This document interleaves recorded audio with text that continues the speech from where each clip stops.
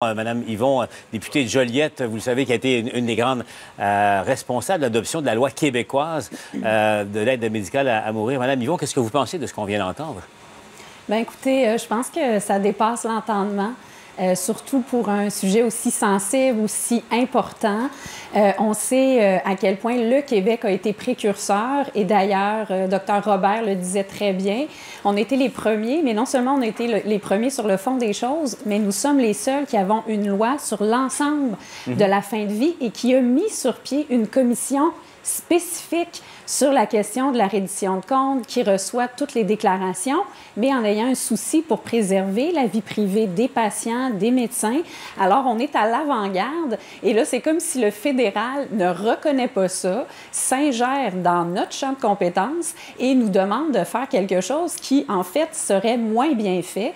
Donc, évidemment, nous, on demande autant à la ministre de la Santé qu'à la ministre responsable des Relations intergouvernementales, Mme Lebel, de s'activer rapidement pour que l'on puisse maintenir intact notre système qui est excellent. Dites-moi, est-ce que vous craignez, est-ce que ça peut avoir un impact là, sur l'application, si on veut, de cette loi là, sur l'aide en fin de vie? Au fond, c'est une chicane qui va se passer au-dessus des gens et des patients? Bien, je suis confiante que non, ça n'aura pas d'impact et je pense que la chose la plus importante aujourd'hui, c'est de rassurer les patients, les familles, les médecins donc qui s'occupent de tels dossiers pour dire que la sortie du Collège des médecins aujourd'hui, je pense qu'elle tombe à point nommé et elle est de nature à venir rassurer également pour dire que les médecins ici se conforment déjà à la loi par ce qui se fait au sein de la commission, par les déclarations qui sont faites à la commission sur les soins de fin de vie. Donc, il n'y a pas d'enjeu et tout peut continuer à se faire. Mais évidemment, il va falloir que le gouvernement fédéral soit conscient que ce serait vraiment quelque chose de totalement paradoxal de venir mettre des bâtons dans les roues au Québec qui a été précurseur. Vous savez même que la Cour suprême s'est inspirée de la loi québécoise quand elle a rendu son jugement pour dire au gouvernement fédéral qu'il devait bouger avec le Code criminel. Donc, évidemment, ça ne tient pas la route. Deux questions pour vous, Mme Yvon, avant de se laisser. Hier, on en parlait, on vous entendait, on en parlait à la joute, là, cette promesse du gouvernement Legault d'instaurer la maternelle 4 ans. Bon, vous portez plusieurs chapeaux maintenant dans l'opposition, inexorablement. Oui. Mme Yvon, le ministre de l'Éducation était avec nous. Il nous expliquait, au fond, que ce qu'ils veulent faire d'ici la fin du mandat, là, ce gouvernement-là, c'est de donner le choix aux parents d'envoyer leur enfant à la maternelle 4 ans ou encore dans un centre de la petite enfance.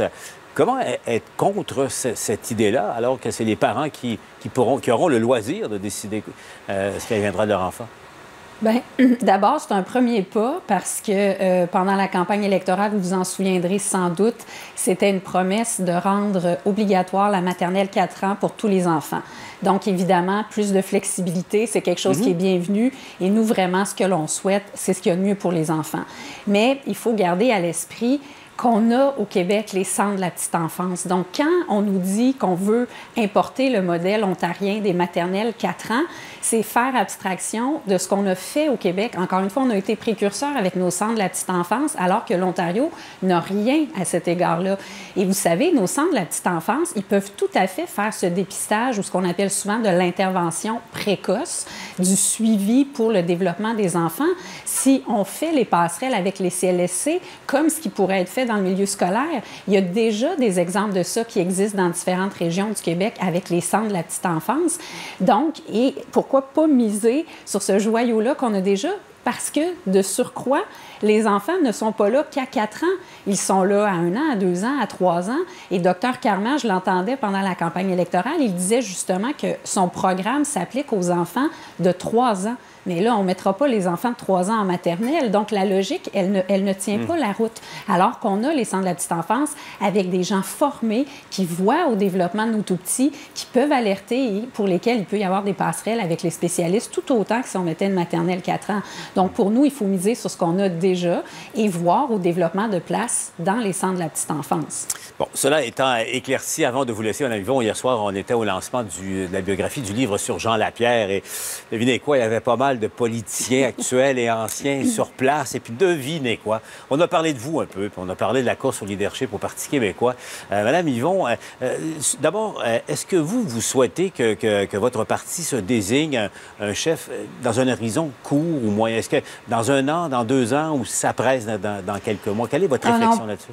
Pour moi, ça ne presse pas du tout. Je pense que le temps va être notre plus grand allié pour la reconstruction qui nous attend.